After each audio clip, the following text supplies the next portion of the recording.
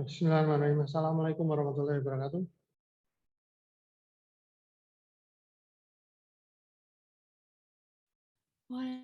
Waalaikumsalam warahmatullahi wabarakatuh.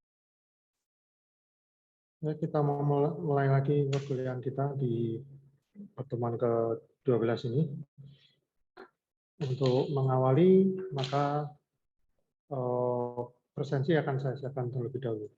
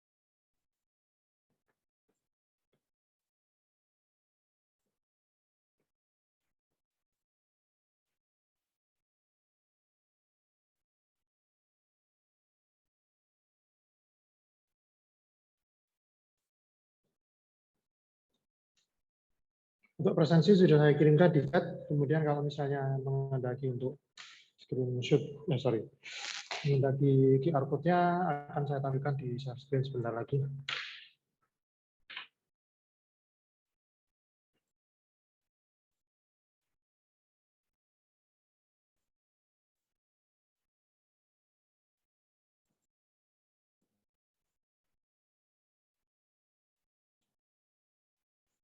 Nah, ini adalah QR code-nya. Kalau mau menggunakan dengan HP, maka bisa digunakan.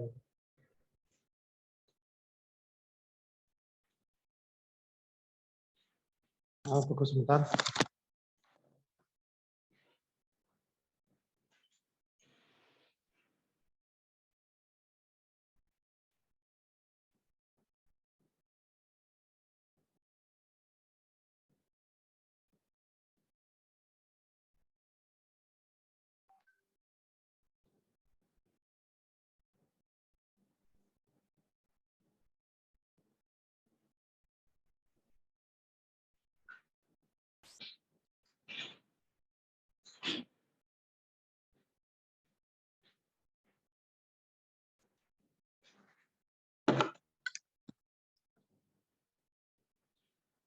Kita mulai. Selanjutnya akan saya sharekan di sini. Saya ada 2 slide. Yang pertama dari koordinator, jadi kita bersama. Kemudian yang kedua tentang konten di dalamnya yang ada di pertemuan pertemuan ini. Oke, ini ada yang dari koordinator.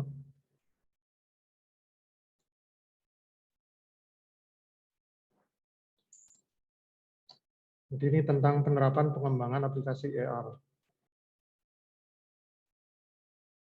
Saya ingatkan, presensi jangan lupa. Kita mulai. Jadi di sini, ya ini nanti akan saya sharekan. Jadi mungkin karena tulisannya panjang ya, sehingga Anda mungkin lebih nyaman mungkin kalau membaca secara membaca sendiri, maka ini akan salah satu materi yang akan saya share di e-learning. Di sini kita memahami bagaimana memulai untuk AR workflow atau pola kerja dari aliran kerja dari membuat AR. Yang di sini kebanyakan aset itu adalah 3D. Kebanyakan. Jadi ketika kita membuat AR atau augmented reality, aset itu barang yang digunakan di project ya, di aplikasi. Kebanyakan barang yang tools atau bukan tools. Aset ya, untuk bahasa Indonesia gimana ya? Sumber daya. Jadi apa yang ditampilkan di software itu kebanyakan resource yang digunakan di dalam aplikasi ini kebanyakan adalah objek-objek 3 dimensi. Seperti misalnya kalau Anda lakukan di studio praktikum, Anda membuat topi, kemudian membuat benda-benda yang lain itu berupa 3 dimensi. Karena memang augmented reality ini kan menambahkan, mengaugmentasi suatu benda ke dalam kenyataannya. Jadi pada reality yang ada, realitas yang ada. Jadi dunia kita ditambahi dengan suatu konten yang virtual. Nah, karena dunia kita itu adalah dunia 3 dimensi, maka objek yang umum ditambahkan dalam AR itu adalah objek 3 dimensi. Sehingga aset-aset yang digunakan dalam perancangan dalam membuat AR itu kebanyakan 3 dimensi. Akan tetapi 2 dimensi juga tetap ada juga dan itu merupakan bahasa yang penting juga. Sehingga meskipun mayoritas ada 3 dimensi, tapi 2D juga ada. Nah, kemudian ada aplikasi-aplikasi yang digunakan untuk membuatnya ada banyak. Nanti setelah ini di slide yang akan saya tampilkan nanti akan kita membahas sekilas tentang pengolahan grafis 2D, 3D maupun nanti tentang engine yang digunakan. Nah, di sini ada banyak yang digunakan ya. Kalau untuk 2D itu ada 2 buah jenis image 2D, ada yang merupakan raster image atau gambar yang berupa titik-titik, kemudian ada yang merupakan vector image atau gambar yang berupa vektor. Kemudian yang untuk 3 dimensi rata-rata ya sama lah, dia apa namanya? Ya dimensi terdiri dari ada titik atau vertex, kalau di istilahnya di pengolahan 3 dimensi itu vertex. Kemudian ada garis dan ada face atau apa namanya? Bidang 2 dimensi yang menutupi atau membentuk objek tersebut. Nah, untuk 2 dimensi, 3 dimensi nanti akan kita bahas aplikasinya apa. Kalau di sini yang 3 dimensi disebutkan ada beberapa contoh aplikasi yang digunakan untuk membuat aset 3 dimensi atau resource 3 dimensi. Yang pertama ada Maya, kemudian ada ZBrush, kemudian ada 3D Studio Max. Yang sering digunakan, mungkin yang sering Anda dengar kalau di Indonesia itu banyaknya 3D Studio Max. Orang-orang arsitek itu banyak menggunakan 3D Studio Max. Kemudian orang teknik mesin juga mungkin banyak menggunakan 3D Studio Max. Sedangkan Maya itu termasuk juga yang sering digunakan, tapi mungkin kalau Indonesia jarang dengar. Selain ini ada juga untuk software yang free, yaitu Blender, yang biasanya saya menggunakannya Blender. Nah, ini alat software-software ini itu merupakan software profesional. Dalam artian, ya ini banyak digunakan oleh profesional. Jadi tools-tools yang ada di dalamnya adalah tools-tools untuk profesional. Sehingga untuk orang yang pertama kali menggunakan, kadang terasa itu, wah kok susah ya, atau wah kok mengerikan sepertinya. Karena benar-benar rumit, kemudian ada tombol-tombol macam-macam, banyak pemahaman. Itu karena belum pernah mencoba pertama kali. Jadi untuk pertama kali menggunakan mungkin akan terasa, beberapa orang akan merasa pesimis dulu. Apakah mampu menguasai apa enggak. Ya, karena untuk profesional, jadi tools ini lebih banyak untuk profesional. Tapi ketika sudah dipelajari dengan baik, jadi banyak juga course-course yang mengajarkan tertentu. Nanti Anda akan memaster atau menguasai aplikasi tersebut dengan mudah. Jadi dalam menggunakannya lebih intuitif, lebih enak. Jadi memang butuh software-software yang sejenis ini merupakan software yang bukan dipelajari, bukan dipelajari ya, tapi dipraktekkan atau dilatih. Karena menyangkut keahlian atau skill. Dan lebih nanti ke arahnya seni juga karena ini ada aplikasi 3D. Nah, makanya di sini juga direkomendasikan kalau untuk yang pertama kali membuat, kayak misalnya kita posisinya kan ini di mata kuliah ini adalah mata kuliah pertama untuk AR. Jadi ini kan pertama kali kita membuat program AR. Ya sangat direkomendasikan gunakan software atau program yang sudah ada repository atau ada library atau ada kumpulan gudang-gudang aset yang bisa tinggal kita gunakan. Sehingga ketika Anda membuat AR, langsung fokusnya AR-nya, bukan di asetnya.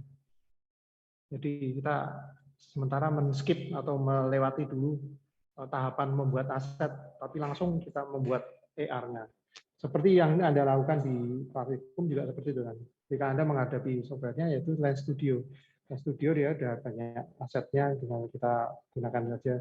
Anda akan melakukan apa, tinggal ada tools-nya. Kemudian bahkan library mengenai aset juga sudah ada juga. Anda cari gambar 2D atau 3D, ada di situ. Baik yang free maupun bayar. Baik yang gratis maupun berbayar. Nah, kalau kita lihat free itu rasanya enak ya. Jadi kita kalau butuh tinggal kita ambil, gratis nggak usah bayar. Tapi kalau kita lihat yang berbayar, mungkin Anda mikir, wah ternyata ada yang bayar juga. Mungkin bisa dilihat dari sisi pandang yang berbeda.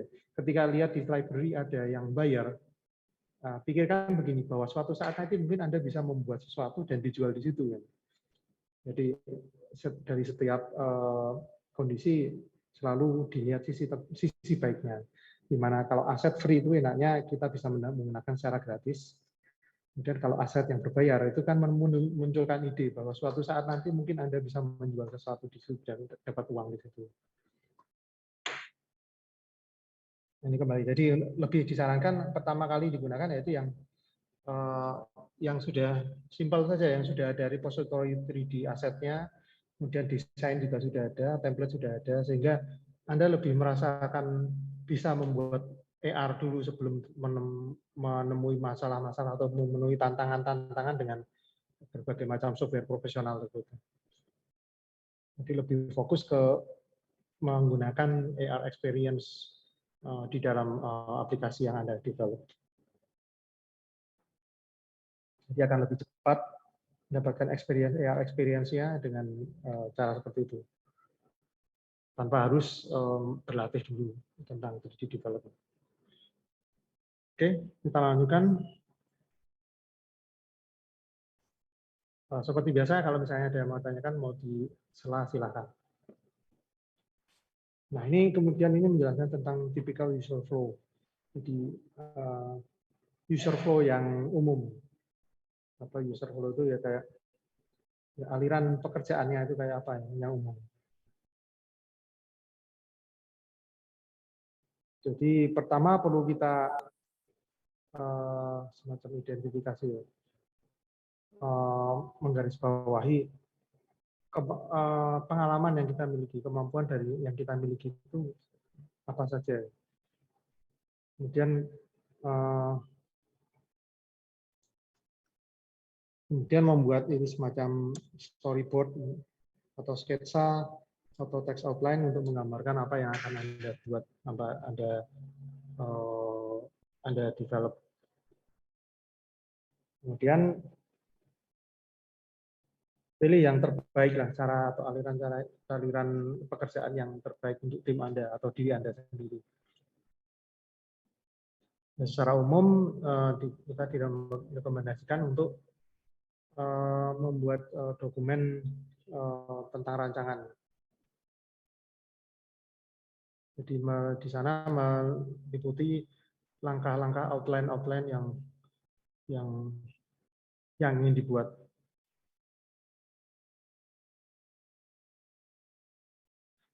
Nah, kemudian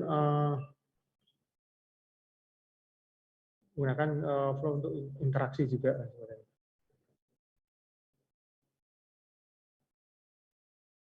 Jadi ini gambarannya lah untuk user flow-nya. Mencari apa yang dimiliki dan sebagainya, kemudian favoritnya apa, room dan sebagainya. Nah, jadi kumpulkan dulu dokumen-dokumennya yang mau dibuat. Maksudnya dokumen juga termasuk juga tentang aset-asetnya juga. Jadi aset yang mau digunakan apa saja itu dikumpulkan. Kemudian baru membuatnya. Membuatnya secara detail, di plan secara detail, atau dirancang secara detail.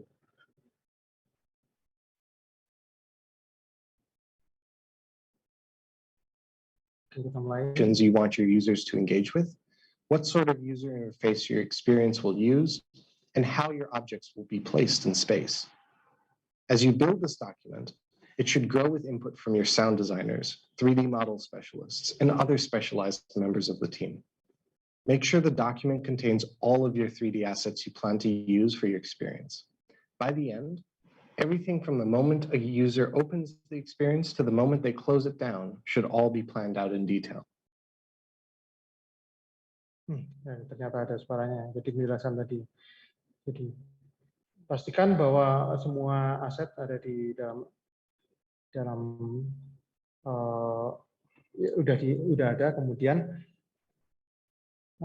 semuanya dari awal user membuka itu sampai menutup itu harus direncanakan. Jadi kita merencanakan aplikasi yang akan kita buat itu dari awal ketika user membuka aplikasi sampai nanti selesai atau menutupnya itu apa saja yang akan dilakukan dan experience saja apa yang akan dimunculkan, diberikan, di aset apa saja yang ditampilkan dalam aplikasi. Jadi meskipun nanti ini adalah kamu mengerjakan sendiri pun, cara berpikir ini akan lebih berguna. Terangkan.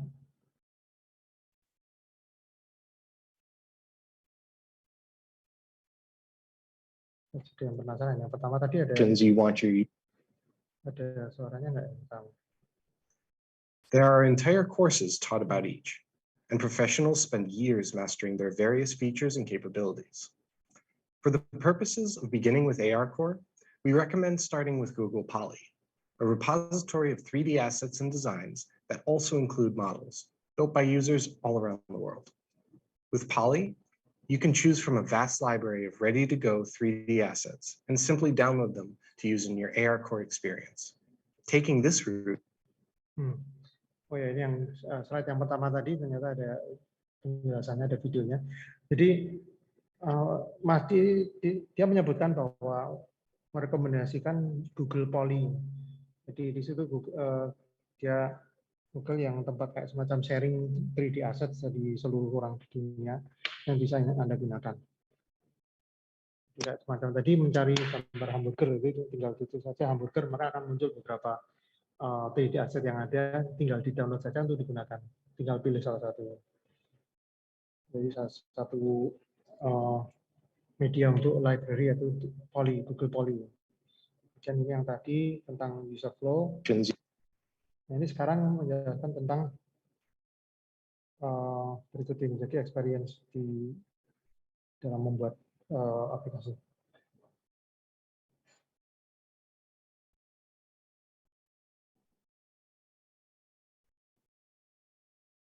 Nah, di sini dikatakan bahwa perlu skill yang untuk membuat aplikasi ya sesuai untuk mewujudkan visi Anda atau mewujudkan keinginan Anda dari program. Kadang lebih murah kalau langsung aja meng-hire atau menyewa seorang profesional daripada mungkin mendevelop sendiri atau mungkin bekerja dengan orang yang belum profesional yang sedang belajar juga. Kadang lebih murah malah sekalian meng-hire orang yang profesional. Ya, ini makanya di sini juga jadi suatu peluang ya. Jadi seandainya Anda menekuni di suatu ya untuk lebih sempit lagi lah, menekuni suatu software. Misalnya ada satu software yang Anda suka, ini Anda tekuni, siapa tahu di kemudian hari akan menjadi pekerjaan Anda. Jadi contohnya untuk saudara sendiri banyak ya. Salah satunya yang mungkin yang free itu adalah Blender. Ada juga orang yang dia memang ahli di situ, jadi dia memberikan tutorial-tutorial yang di-share di internet, di YouTube, kemudian dia mestinya dapat subscriber dan sebagainya, sehingga dapat uang dari situ. Termasuk juga kadang dia diundang sebagai pengisi suatu pelatihan atau acara, sehingga dia juga dapat uang dari situ. Sehingga dia menjadi satu tutorial Blender profesional. Karena keahlian tersebut itu sangat sampai saat ini masih jarang ya dimiliki oleh orang. Jadi disampaikan juga kadang lebih murah proyek itu tinggal nyewa yang profesional daripada daripada menyewa yang biasa kemudian belajar bersama.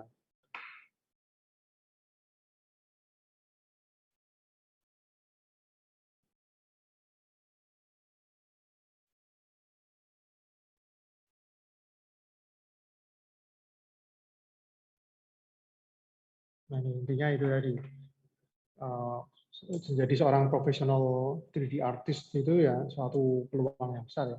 Apalagi mungkin ada juga baca-baca di berita, mungkin ada beberapa orang sudah mulai berbicara tentang metaverse, yaitu universe yang baru. Meta itu tambahannya semacam tambahan. Jadi Misalnya Facebook dia merancang ada membuat suatu dunia virtual yang namanya Meta, di mana di sana kita bisa berinteraksi, main di situ, kemudian ada beli aset di dalamnya juga, beli rumah, beli tanah dan sebagainya, tapi secara digital.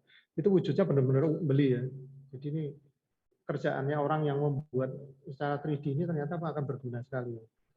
Kemudian Adidas juga sudah mulai jualan sepatu secara virtual. Jadi model sepatu yang dijual di virtual reality itu kita harus bayar. Dan sepatunya itu modelnya dia punya ya dienkripsi dengan menggunakan sistem blockchain untuk mempatenkan sepatu tersebut. Jadi kalau misalnya kita nanti masuk main di virtual reality mereka itu, entah itu apa metaverse atau yang lainnya, itu kita kalau mau pengen punya sepatu yang kayak Adidas itu beli, kemudian kita dapat sepatunya baru bisa dipakai di avatar kita untuk ya begitulah perkembangannya. Jadi perkembangan ke depan sepertinya profesi 3D artist itu melakukan sesuatu yang cukup menjanjikan. Specialized ideas from scratch. However, be aware that top-level software developers usually charge fairly significant fees. If you can't find what you need in Poly and you don't have the capabilities to design a model from the ground up, then it may be time to call in a professional 3D artist. This will allow you to build a unique asset for your own content and a person to work through possible changes you need to make along the way. Depending on how specific of an experience you want to build and who you want your AR experience to reach, you may need to hire even more specialized. Nah, dikatakan mungkin Anda kalau dicari-cari di Google Poly tadi nggak ada aset yang ini Anda dapatkan, ya mungkin Anda perlu membuat sendiri, membuat dengan software aset Anda sendiri. Tapi kalau ternyata susah untuk membuatnya, mungkin ide Anda itu membuat objeknya agak terlalu sulit untuk dibikin sendiri, atau mungkin kemampuan Anda masih belum sampai ke situ, ya bisa jadi perlu menyewa untuk seorang profesional untuk membuatnya.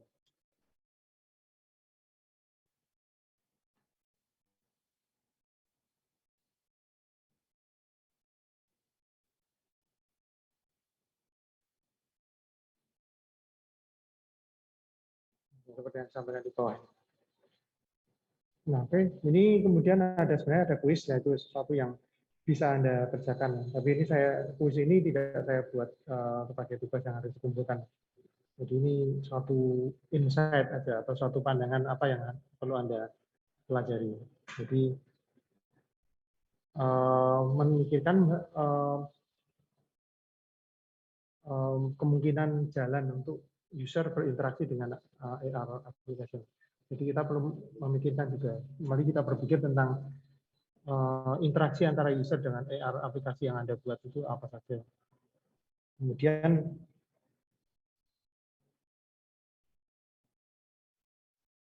bagaimana dalam Anda membayangkan aplikasi AR yang Anda buatnya, gimana Anda ingin user itu dapat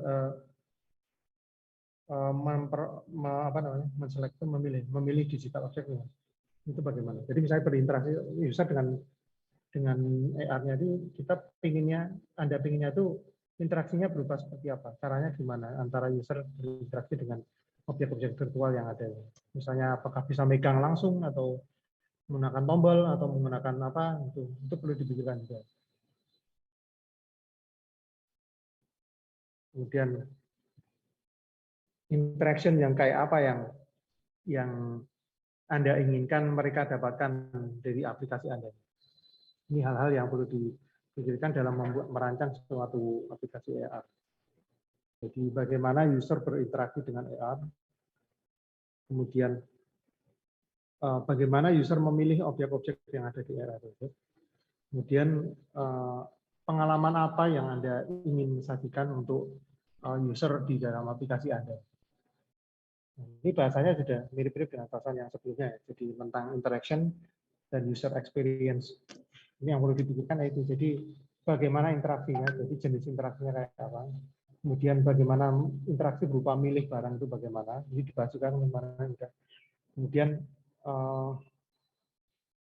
experience apa atau pengalaman apa yang ingin saja Anda sajikan sebagai feel dari menggunakan aplikasi Anda. Nah, ini untuk slide yang dari koordinator ada seperti ini. Jika ada yang mau tanyakan silakan. Enggak, kita lanjutkan slide yang akan saya tampilkan.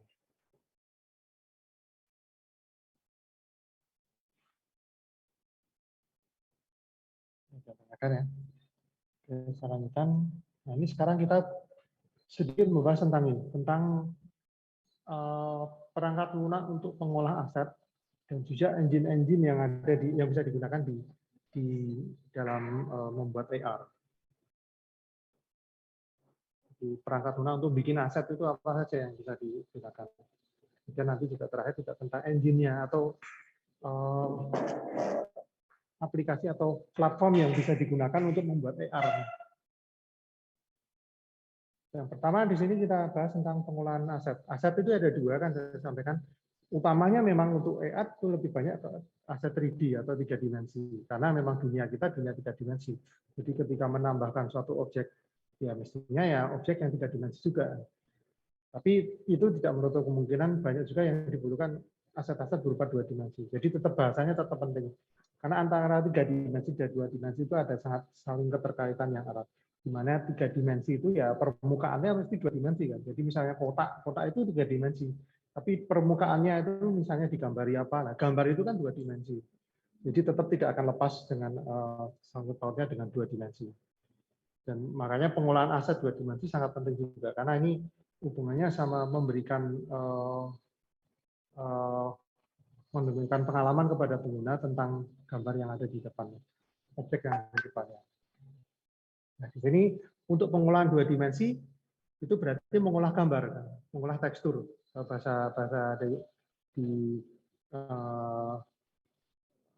pemrograman grafis itu tekstur. Jadi tekstur itu kan gambar. Nah, gambar sendiri atau tekstur itu ada 2 jenis. Yang pertama adalah raster image, jadi model grafik raster atau gambar raster. Yang kedua vector image. Nah, nanti berikutnya akan kita lihat pengertian dari raster image itu apa, vector image itu apa, kemudian perbedaan antara keduanya apa.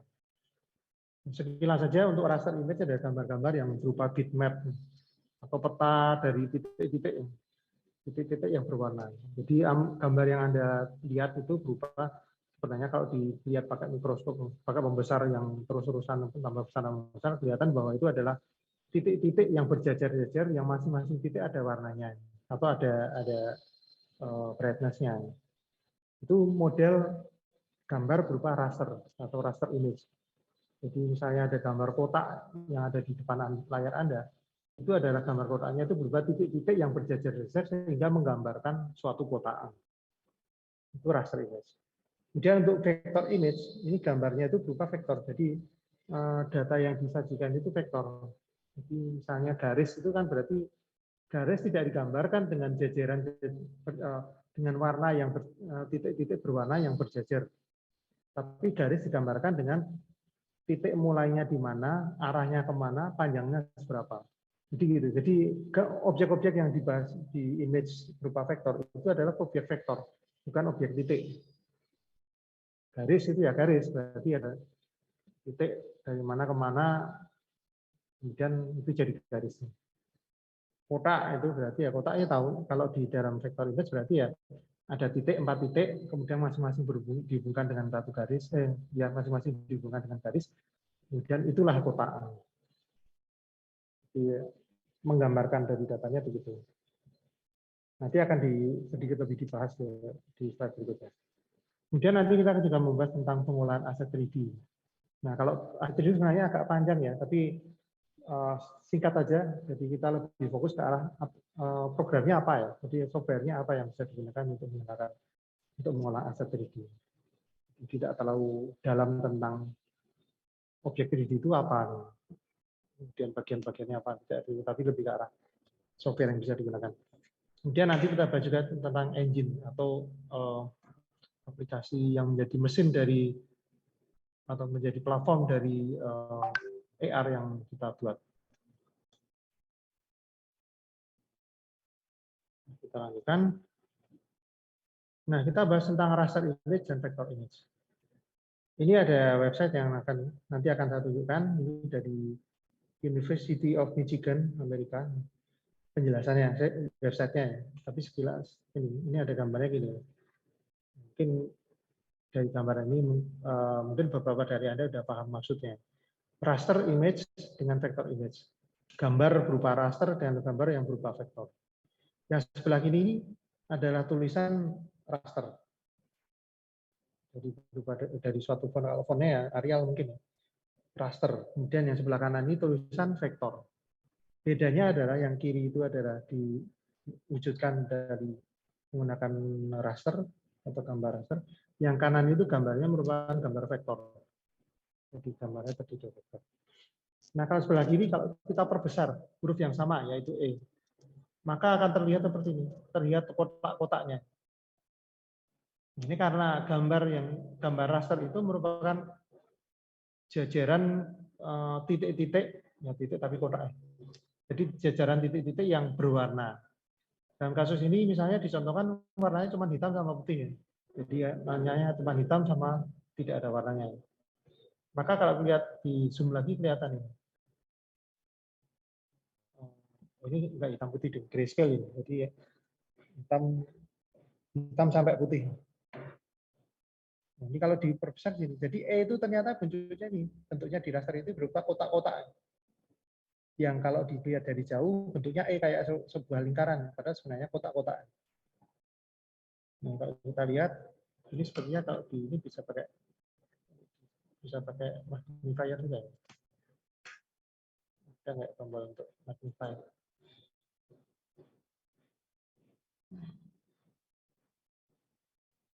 Oh, nggak ada.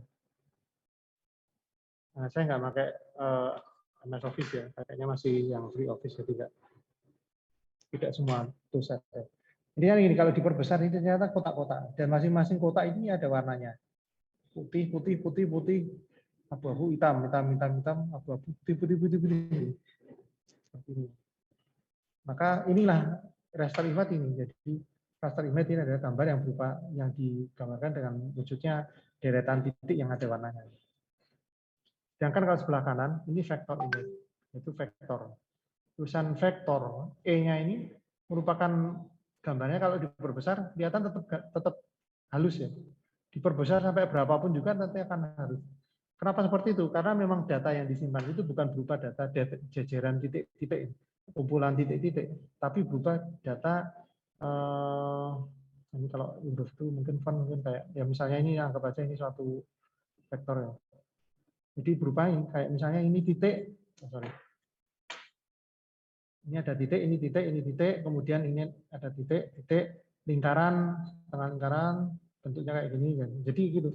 Dari memandang satu vektor itu kita tahunya huruf E itu adalah garis lurus, terus melengkung yang di atas, terus melengkung di bawah, belum sampai selesai, stop, itu adalah huruf E. Jadi kita memandangnya data di vektor itu seperti itu, berupa data mengenai garis atau lingkaran yang membentuk suatu objek. Dan kalau di raster itu ya ini semuanya di jajaran titik-titik. Ibaratnya kalau misalnya raster image itu kalau Anda disuruh gambar huruf E, itu berarti Anda satu persatu mewarnai titik-titik ini. Ini kemudian abu-abu, hitam, hitam, hitam, hitam, hitam, abu-abu, putih, putih, putih, putih, putih, putih, putih, hitam, hitam, hitam, putih, putih, dan seperti itu. Jadi mewarnai per titik-titik ini. Sehingga ada resolusinya ya. Ketika diperbesar ya kelihatan titik-titiknya akhirnya kelihatan. Jadi ada resolusi di image raster ada bahasan tentang resolusi. Dan kalau di vektor itu misalnya perintahnya buatlah huruf E yang menggambarnya dengan ini pena Anda taruh di satu titik, Anda tarik garis lurus ke kanan sampai satu titik, kemudian Anda tarik garis melengkung ke atas sampai titik yang awal, teruskan lagi nangkut garis ke bawah sampai nah ini baru wujudnya E. Logika membuat vektornya seperti itu. Jadi di sini ketika diperbesar sampai berapapun juga tetap tampilannya akan halus. karena dia datanya adalah data suatu garis dari suatu titik ke titik, kemudian melengkung dari mana. Jadi ketika diperbesar gambarnya ya akan menyesuaikan, resolusinya akan menyesuaikan. Ya, tidak kotak-kotak. Itu penjelasan antara raster image dan vector image. Untuk ini website-nya akan kita lihat. Raster image itu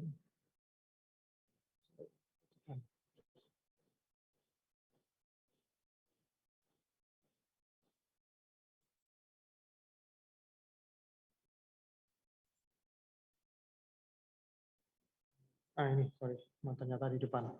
Nah, ini website dari Michigan, University of Michigan. Dia menjelaskan tentang, ya ini perpustakaannya dia. Ya. Karena akan baik kalau kita misalnya punya kayak gini.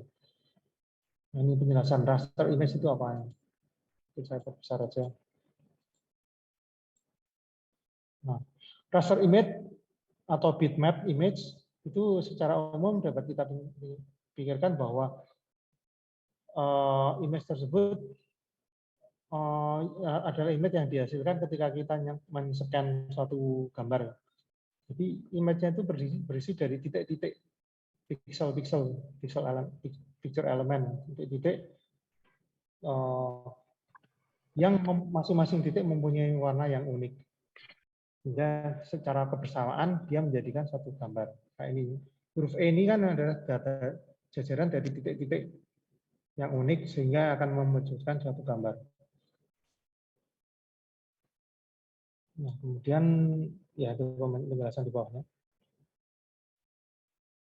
Jika kita men-scale atau memperbesar gambarnya tanpa mengubah resolusinya, maka makin lama akan kelihatan blur atau agak samar-samar gini, agak berbayang. Kelihatan. Jadi di sini di raster image ada resolusi yaitu berapa kali berapa ukuran titiknya, jumlah titiknya. Hingga semakin kecil resolusinya, semakin kotak gambarnya, semakin tidak jelas gambarnya. Sedangkan vector image ini tidak menjajar-jajarkan jutaan titik ya, tapi dia membuat vektor. Jadi vektor itu kan ada titiknya, ada arahnya, ada nilainya.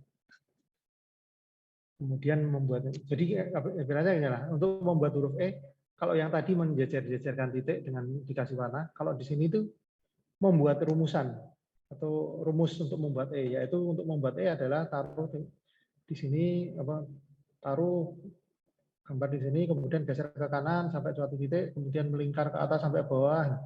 Nah seperti itulah menggambarkan suatu image, vector image, yaitu dengan vektor.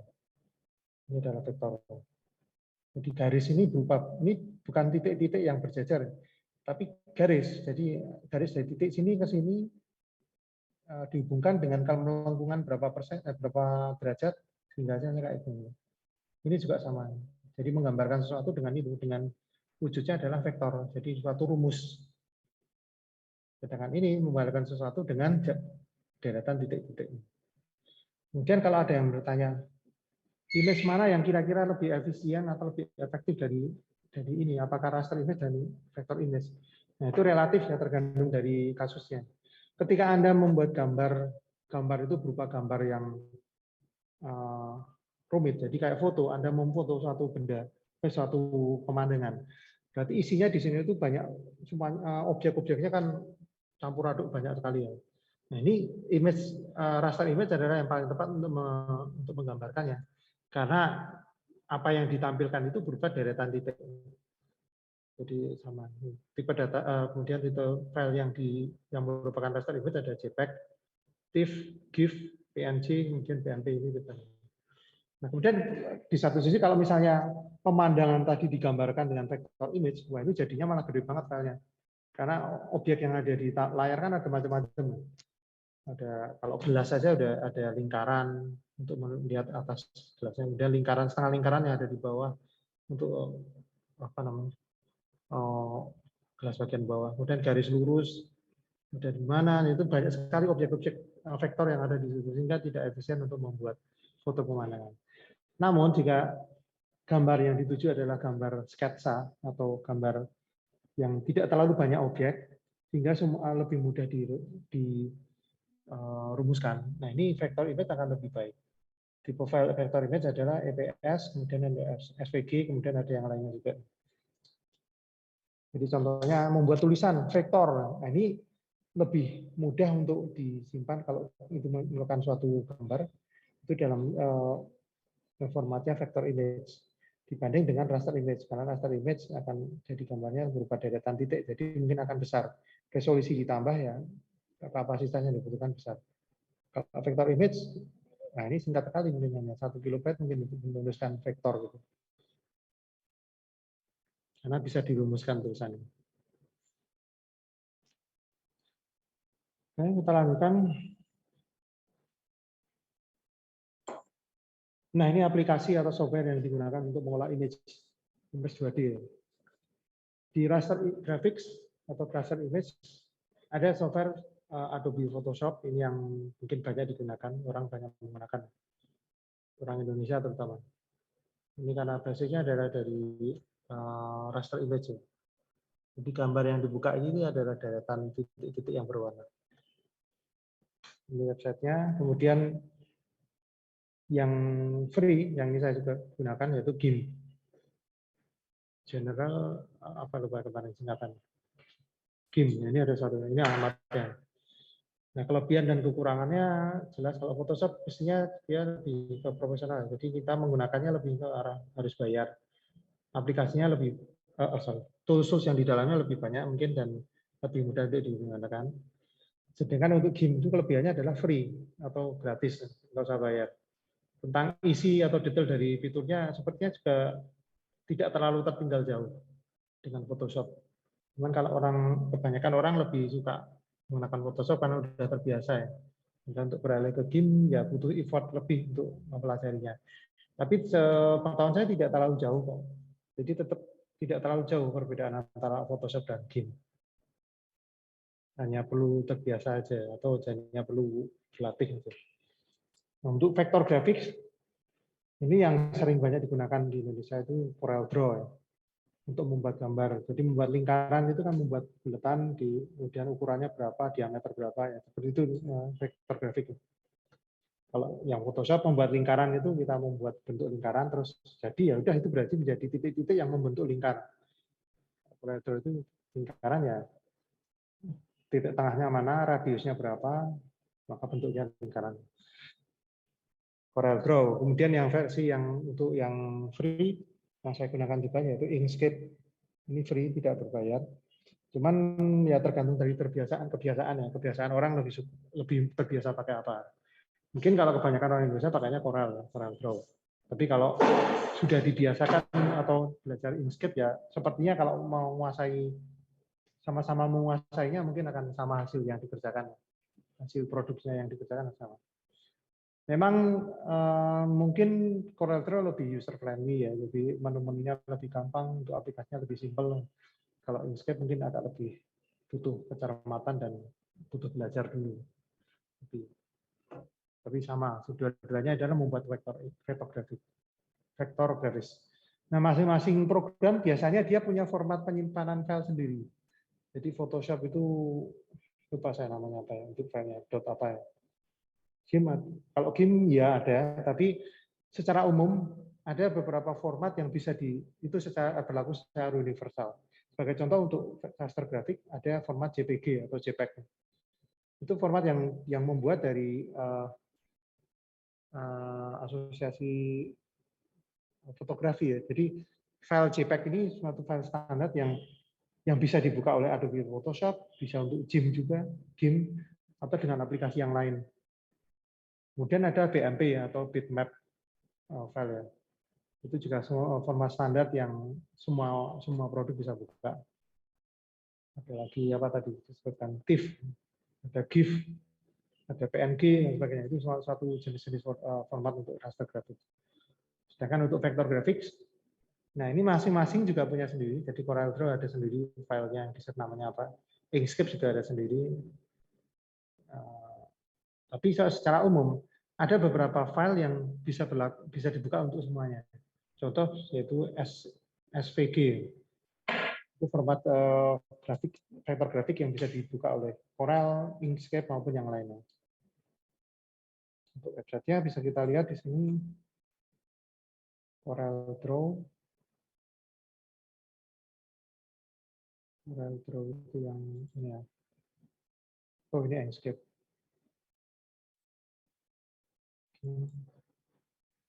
Unreal Engine. Mana ya Corel Draw tadi? Oh, ini yang paling kanan. Nah, ini website resminya, kemudian di sini ada biasanya sering ada tutorialnya ya, kalau saya ada belajar.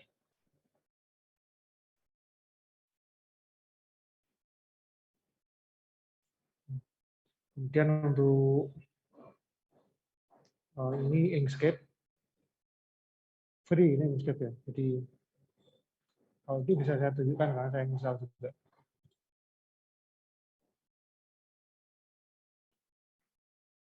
Draw freely ya, konsep apa namanya semboyannya. Kemudian untuk yang lainnya tadi ada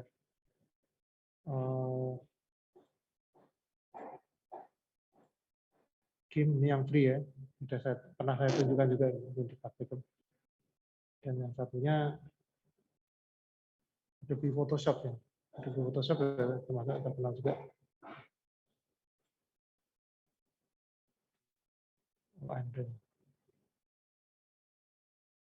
Photoshop itu ini ya. Oh. Oke, kita tunjukkan kalau game seperti Inkscape seperti ini ya. Jadi konsepnya kalau vektor, berarti kita gambarnya itu menggambar di objek. Jadi misalnya lingkaran ya, ini objek lingkaran. Hasilnya kalau di zoom sampai berapaan juga ya tetap dia akan lingkaran.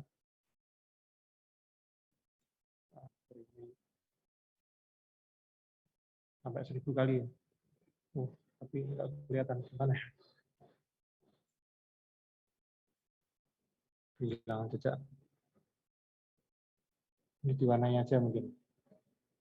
Sorry, agak lupa ya warnanya di mana ya.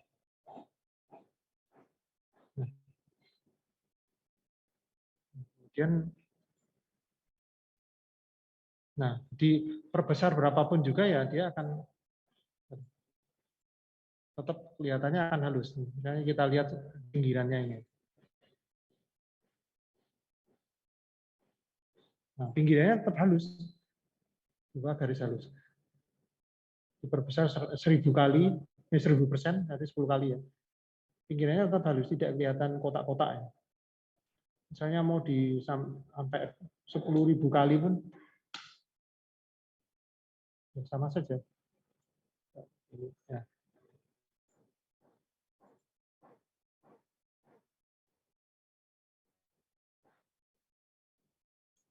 Nah, tetap halus pinggirannya. Tetap merupakan garis yang halus. Karena dia vektor, sehingga yang ada di data dia, ada di data yang disimpan itu, intinya ini data adalah berupa lingkaran, di mana ada titik pusatnya, ada radiusnya, muter, ada kemiringannya, ini kan yang agak benjol, tak mungkin yang lurus.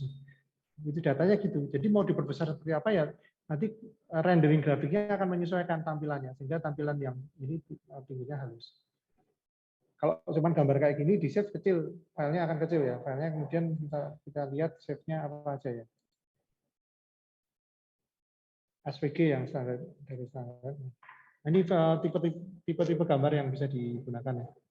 SVG, SVGZ, dan ada PDF. PDF pun juga bisa untuk membuat PDF, PNG, dan IPS itu script.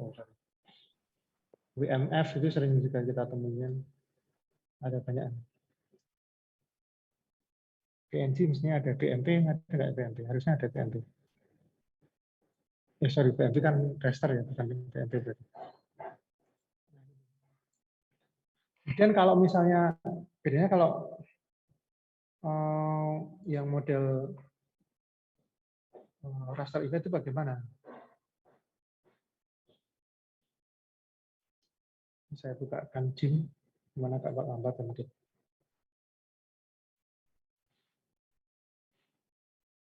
Kalau raster image itu gambarnya ini gambar kotak lingkaran ini berupa titik-titik. Jadi terdiri dari titik-titik yang berjajar. Sehingga ketika resolusinya kecil, ketika diperbesar jadi kotak-kotak banget. Masih proses bukanya.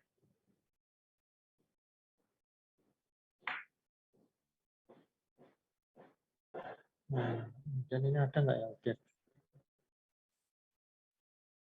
Objek aja.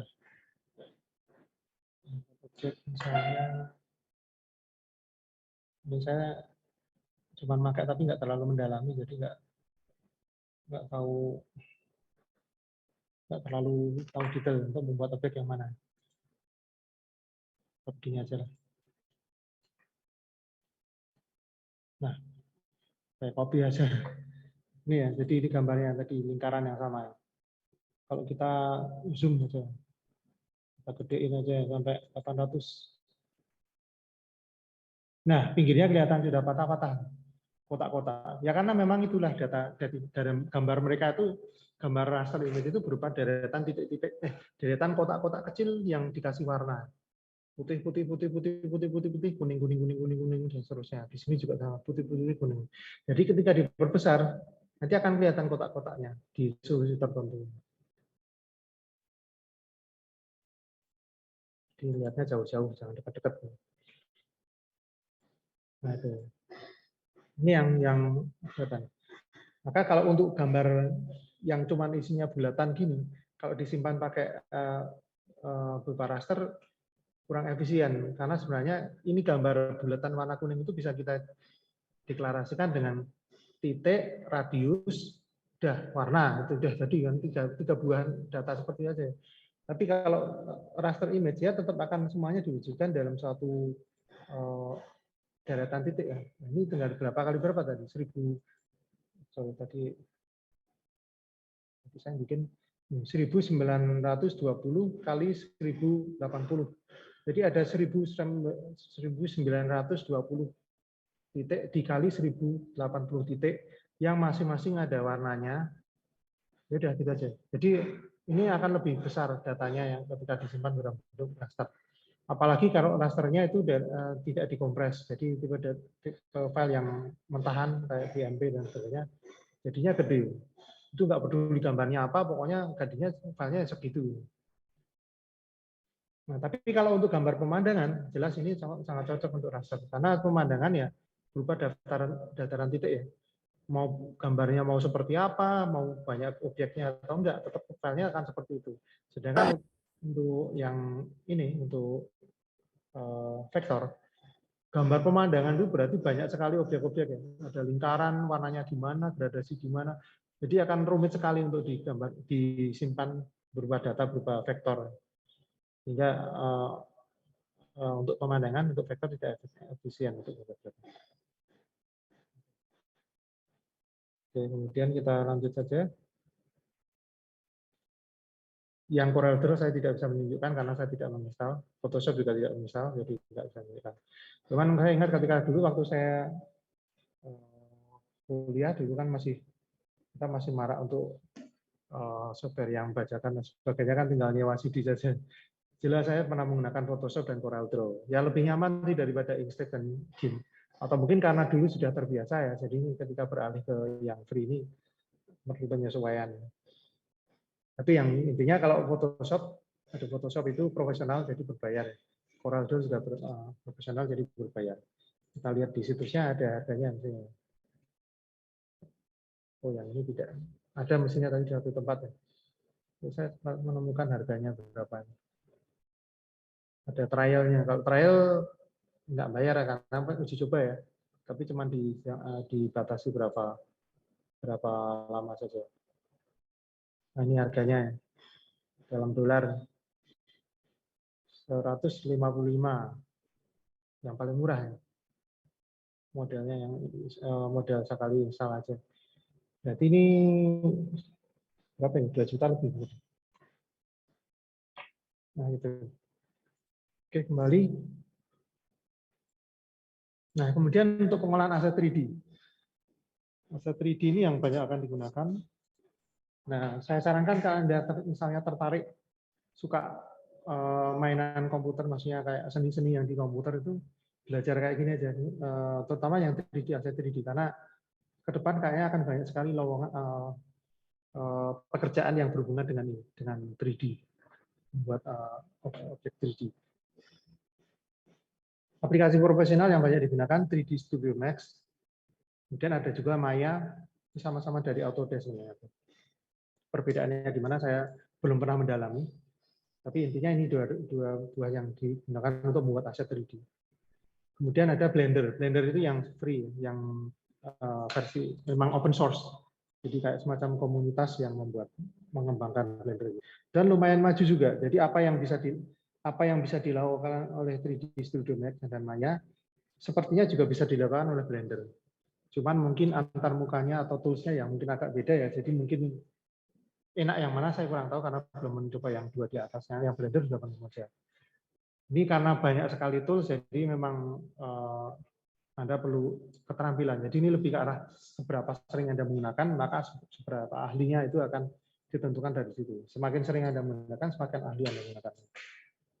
Tutorial banyak, jadi kalau ingin belajar Blender atau apa bisa di tutorial. Ini saya tunjukkan yang 3D Studio Max dulu ya.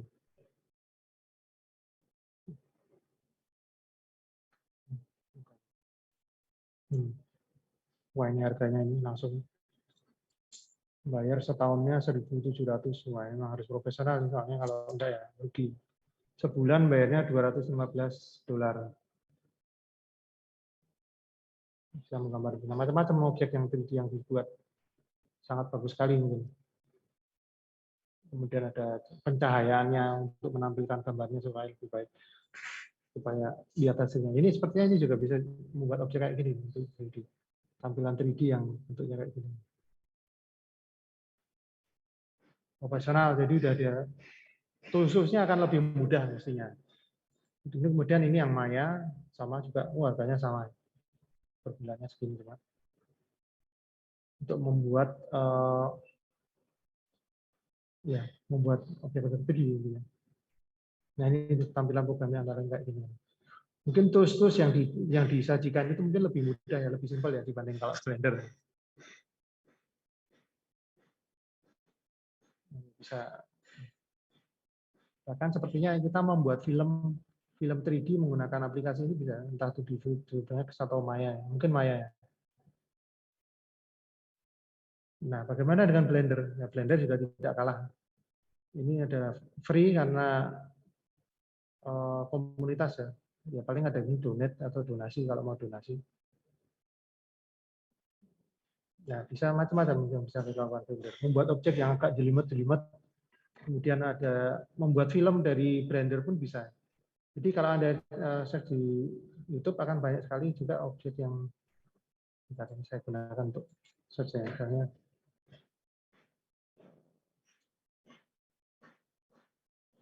Blender.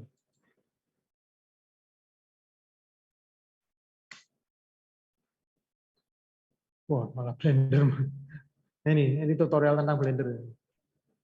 Ada banyak. Ini yang sering, ya ini yang beberapa kali ya saya sering mengikuti juga itu Blender Guru nama akunnya. Ini lumayan juga banyak dia memberikan penjelasan banyak. Tapi ya bahasa Inggris ya.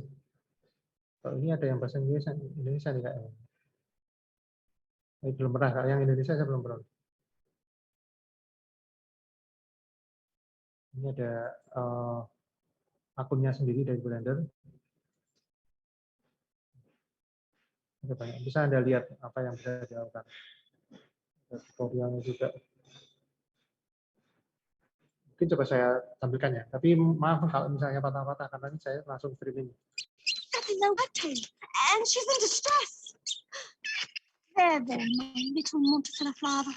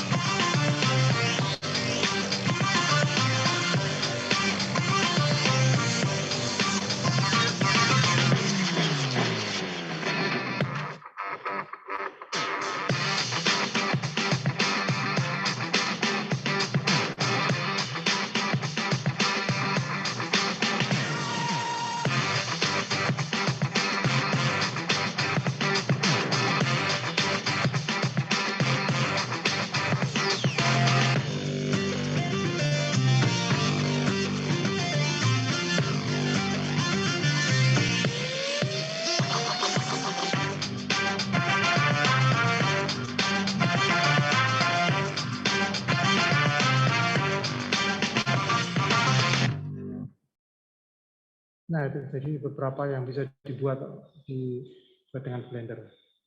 Nah, kan Anda bisa membuat kayak film-film 3D menggunakan Blender juga bisa. Ada tadi sempat menunjukkan sedikit semacam kayak visual coding, visual scripting.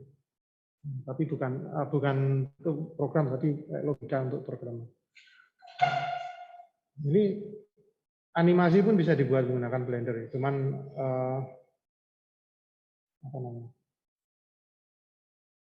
Ya, animasi bisa dibuat dengan menggunakan Blender, cuman mungkin Anda perlu mempelajari lebih dalam caranya.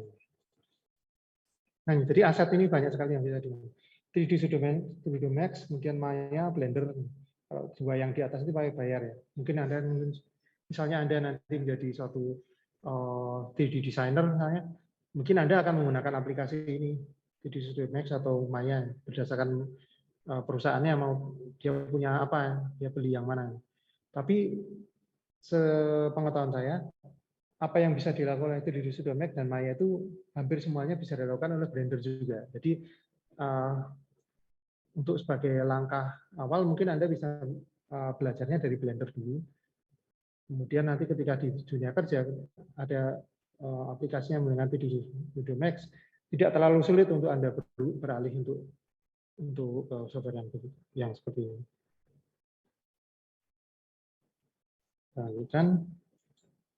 Nah, ini engine-nya, jadi engine atau mesinnya, atau mesin simulatornya.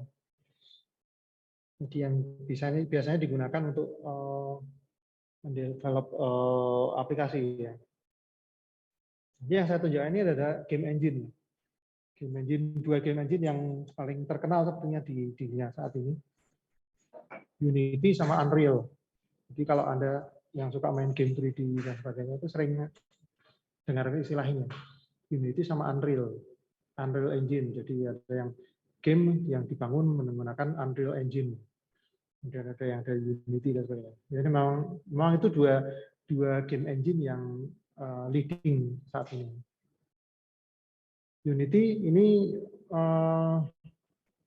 saya yang pernah menggunakan Unity, dan Unreal sudah pernah lihat tapi belum pernah menggunakan. Unity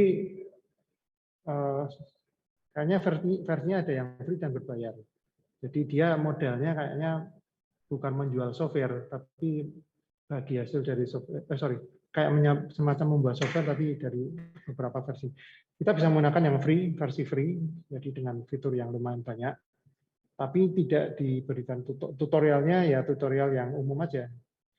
Tapi kalau kita berbayar, nanti mungkin ada tambahan tutorial lagi, kemudian dan sebagainya. Ada 3 juga kayaknya kalau salah. Yang pertama yang free, yang kedua profesional, yang ketiga yang lebih mahal lagi. Bayarnya itu lisensi per tahun. Kemudian di dalam kontraknya sendiri Unity dia menyebutkan juga bahwa jika Anda gunakan Unity ini untuk membuat aplikasi, misalnya kemudian itu aplikasinya dijual, itu boleh, tapi sampai batasan tertentu ya, di atas berapa juta, nanti harusnya Anda sudah menggunakan yang versi yang berbayar.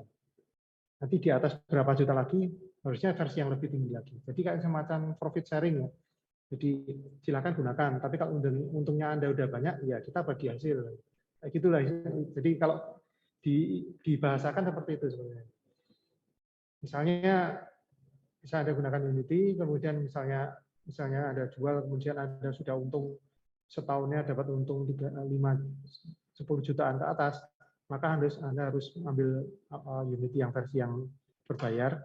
Nanti kalau Anda untungnya ternyata sudah sampai perusahaan Anda sudah sampai 100 juta ke atas, nah silakan beli yang berbayar yang lebih mahal lagi. Dengan tambahan beberapa fitur tambahan yang dia tawarkan, termasuk beberapa dukungan dokumentasi dan kemudian dukungan support dari tim mereka. Kemudian kalau yang versi free, ini ada logo. Jadi Anda membuat aplikasi, kemudian di-develop, nanti ketika dijalankan ada logo Unity-nya dulu. Unity, kemudian baru aplikasi Anda. Itu nggak bisa dihilangkan. Hanya bisa hanya di versi free itu saja. Tapi kalau versi berbayar, logo itu bisa hilang. Untuk Unreal, setahu saya, sistemnya dia bagi hasil langsung. Jadi Anda boleh menggunakan Unreal, kalau dijual langsung dia minta berapa persen. Misalnya 5% dari keuntungan atau berapa. Jadi modelnya seperti itu. Kemudian tentang mana yang lebih baik, nah ini suatu perdebatan ya. Ada pendukungnya Unity, ada pendukungnya Unreal. Kemudian kalau dari bahasa pemrograman yang digunakan, Unity bahasa pemrograman basicnya atau yang utamanya itu adalah C#, C, Pager, C#. Utamanya itu. Kemudian dia juga mendukung JavaScript, jadi bisa menggunakan JavaScript juga. Tapi mestinya bisa jadi kecepatannya beda ya. Jadi C# dan JavaScript untuk Unity. Kemudian untuk Unreal ini bahasanya C++. Kemudian apakah Unity bisa pakai C++ atau dikonekkan dengan C++? Kalau Anda browsing di internet mungkin sepertinya bisa. Jadi kayak semacam ada plugin yang bukan dari Unity langsung tapi dari luar yang bisa menempelkan coding dari C++ ke Unity. Seperti itu. Kemudian kalau dari sisi open source apa bukan? Unity apakah Unity itu open source? Jawabannya tidak. Tapi kalau free ada yang free juga. Tapi free-nya pun tidak open source. Open source itu maksudnya kode programnya dibuka ya. Jadi kita bisa membuka isi dari Unity itu dalamnya sampai detail-detail dalamnya, library-nya isinya apa itu bisa itu tidak dibuka. Jadi Unity itu cuman kalau yang versi free itu adalah freeware. Kita bisa menggunakan tanpa bayar sampai angka tertentu ya, misalnya tanpa bayar. Tapi kita dapatnya tools kayak fungsi ini, fungsi itu dan sebagainya. Tapi isi di dalamnya tidak dibukakan. Jadi kita tidak bisa mengutak-atik langsung core dari programnya. Tapi nah untuk yang versi bayar saya kurang tahu. Jadi mungkin bisa jadi dibukakan atau boleh dilihat isinya. Untuk Unreal, setahu saya dia adalah open source, jadi terbuka. Kita bisa lihat codingnya semuanya yang ada di Unreal itu semuanya bisa dibuka. Kita bisa buka lihatnya dalamnya. Jadi bisa mengoprek juga untuk Unreal juga. Cuman sistemnya dia tidak free ya, jadi tetap sharing, modelnya profit sharing. Ketika kita menggunakan Unreal untuk membuat suatu software kemudian dijual, dan mereka minta bagi hasil. Ada kelebihan dan kekurangannya. Ini untuk situsnya. Ini yang Unity. Tentang dokumentasinya, sejauh pengalaman saya, bagus dokumentasinya untuk Unity. Jadi belajar melalui website Unity sendiri sudah cukup.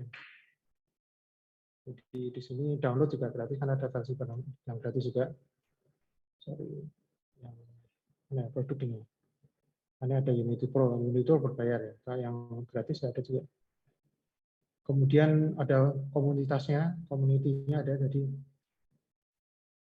community. Jadi kalau misalnya Anda butuh tanya-tanya sesuatu ya di situ ada komunitas yang bertanyakan. Kemudian learning juga ini untuk belajarnya itu juga disiapkan lumayan bagus ya. Saya dulu belajarnya menggunakan ini langsung.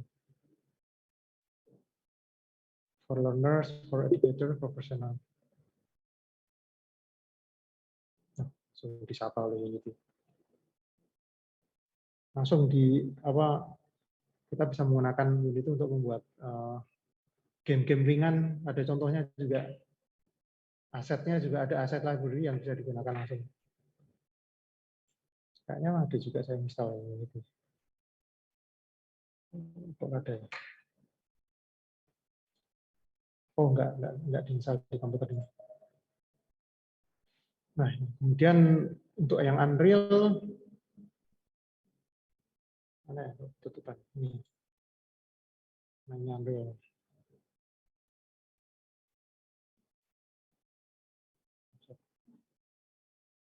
Ini yang bisa dibuat ini ternyata kayak semacam game ya. Nah, kemudian kembali ke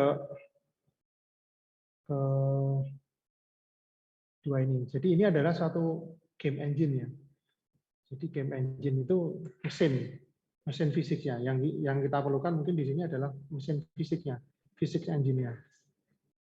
Mesin yang membuat interaksi antara, misalnya memperhitungkan interaksi fisik antara suatu objek dengan objek, misalnya berbenturan akan seperti apa, kemudian membuat objek itu dibikin masanya berapa, beratnya berapa, permukaannya kasar tidaknya, itu semuanya masalah fisik. Nah ini berdua ini adalah simulator yang simulator fisik yang cukup mumpuni untuk itu. Jadi kalau mungkin ada yang bertanya, kenapa harus menggunakan Unity? Kan Blender sudah bisa membuat video, kemudian juga bisa untuk aplikasi, juga untuk simulasi ringan itu juga bisa. Benar, Blender bisa kita program sehingga bisa kayak suatu aplikasi ya. Tapi itu kan punya keterbatasan, termasuk juga fisik. Dia nggak punya fisik.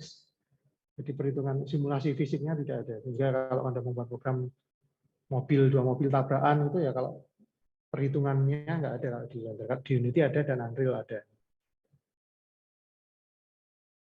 Nah, jadi itu untuk penjelasan tentang software pendukung. Sampai di sini mungkin ada yang mau tanyakan.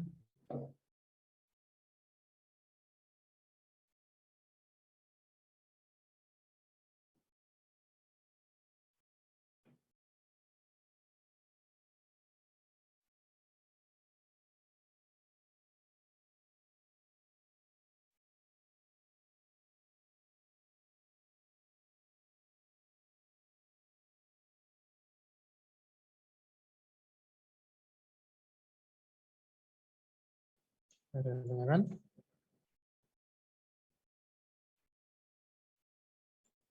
Kalau nggak ada yang tanyakan,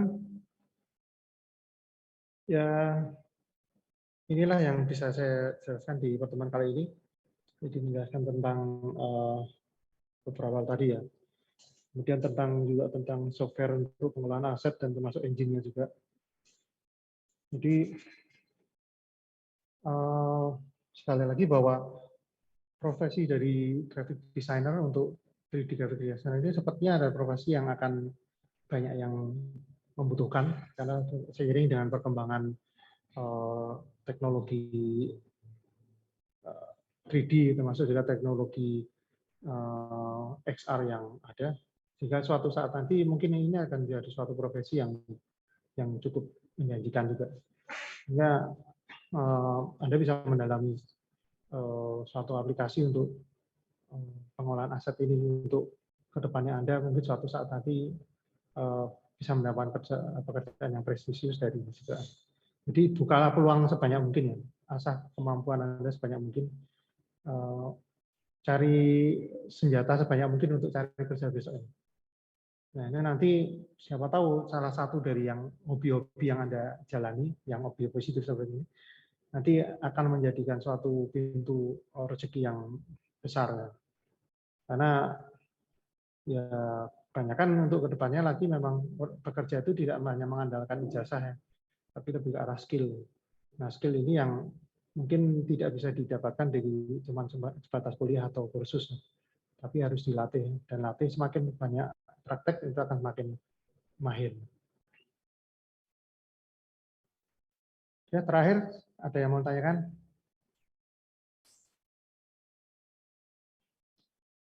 Tidak, Pak. Ya, Pak, tidak ada. Tidak ada, untuk pertemuan kali ini mungkin saya cukupkan sekian aja. Kemudian untuk pertemuan depan sepertinya akan kembali forum group discussion ya, ke pertemuan terakhir. Masuk untuk presentasi juga. Nah, saya akhiri aja, saya ucapkan terima kasih sudah menghadiri kuliah ini. Mudah-mudahan apa yang saya sampaikan berguna dan diberi kelancaran untuk semuanya. Saya akhiri aja dengan salam. Assalamualaikum warahmatullahi wabarakatuh. Waalaikumsalam warahmatullahi wabarakatuh. Terima kasih, Pak.